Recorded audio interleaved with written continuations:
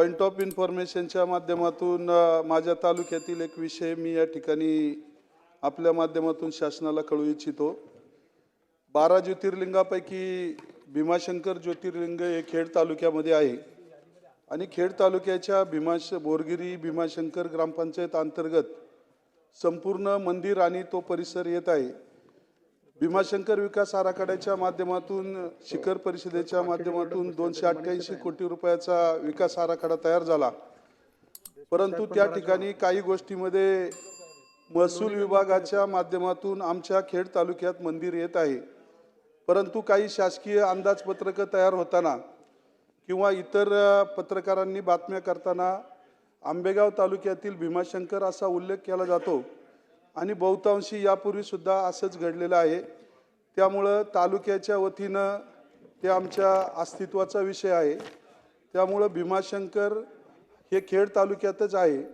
त्यामुळे सर्व संबंधित शासकीय कार्यालय आणि संबंधित मंत्रालयामधून सुद्धा पूर्वी अशाच पद्धतीच्या बातम्या गेल्या की आंबेगाव तालुक्यातील भीमाशंकरला निधी देण्यात आला।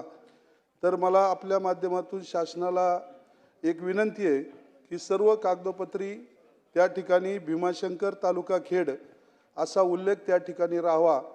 आत्ताच आज बातम्या आहेत की अभिमानाची गोष्ट आहे की ग्रीनिज बुकामध्ये त्या ठिकाणी माननीय कलेक्टर महोदय यांनी पाठपुरावा करून 10 कोटी रुपयाच्या सभामंडपाचं काम 3 महिन्यामध्ये पूर्ण करण्याचं ठरवलेलं आहे आणि त्यामुळे ग्रीनिज बुकात नोंद होणार आहे। ती खेड तालुक्याबरोबरच संपूर्ण महाराष्ट्राच्या अभिमानाची गोष्ट आहे।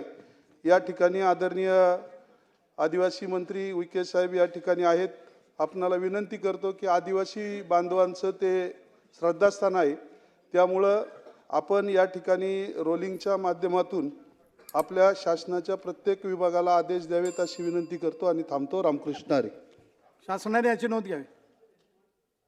नोंद घेण्यात आलेली आहे।